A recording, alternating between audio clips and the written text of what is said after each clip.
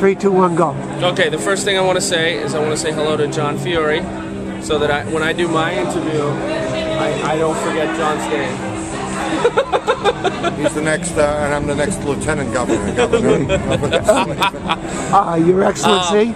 So basically, I was on the set of The Lonely Maiden, which has become The Maiden Heist. It's a movie, you can find it on Stars, I think.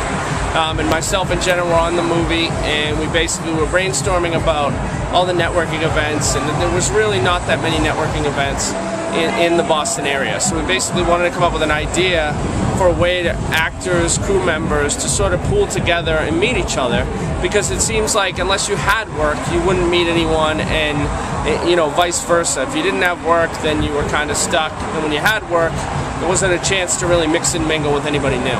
So we basically came up with the idea we're going to have a networking event and bring people together so that we would spur, you know, independent productions, short films, stuff like that, so that basically if someone was a composer, a director, you know, a grip, any sort of thing, an actor, they could basically say, hey, listen, I'm working on a project, you can help me, I'll help you, and we'll get it together. So basically what we tried to do is pool resources of friends and connections that we had and bring them into the event and make everyone network, because networking is the key to working. So we wanted to make sure that we were able to do that. It's sort of transformed. We've made sure that we've covered all of our bases. We have a house photographer, we have a DJ, we also have people come in with videos, we have videographers who sometimes come in and take videos of the Shindig, and with the power of Facebook now and the internet and social media, people are now able to, if you come to the Shindig and you make some connections, you're guaranteed to at least make 3 connections at a Shindig of people that the next day you'll run into or you'll talk to or you'll have a phone number. So basically, with the power of social media now, you can tag pictures and you can network online, and also hold on a second. What's up? So basically, that's how it's transforming. Is, you know, the ability of social media, the ability of the network, the ability of the websites.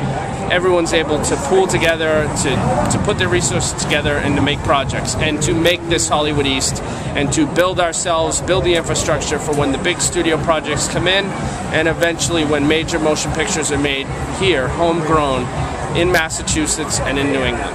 Yeah, I'm going to ask you one last question, because Sure. this is dear to my heart, because the summer before I went to college, I worked at the South Weymouth Naval Air Station, Yeah. washing planes.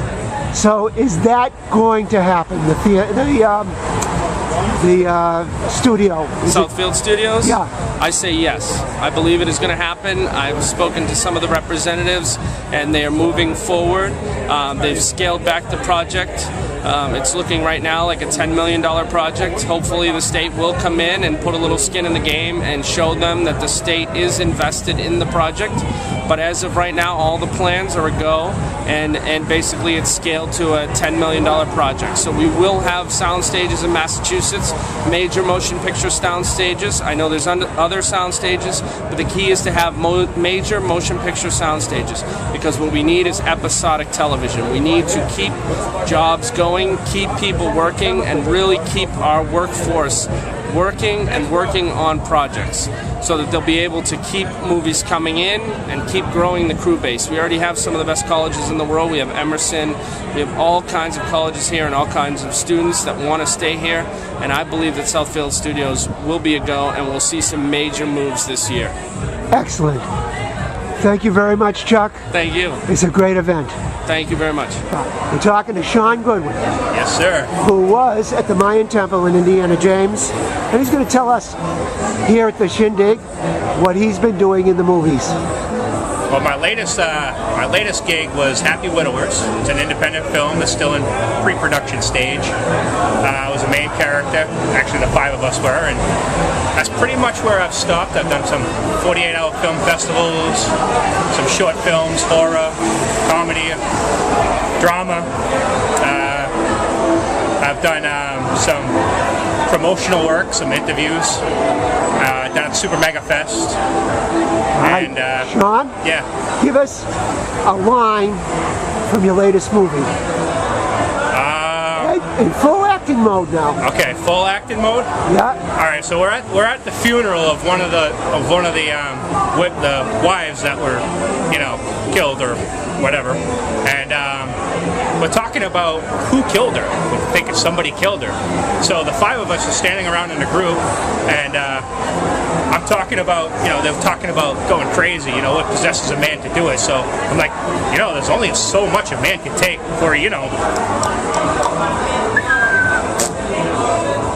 What? So that was it. That was one of my lines.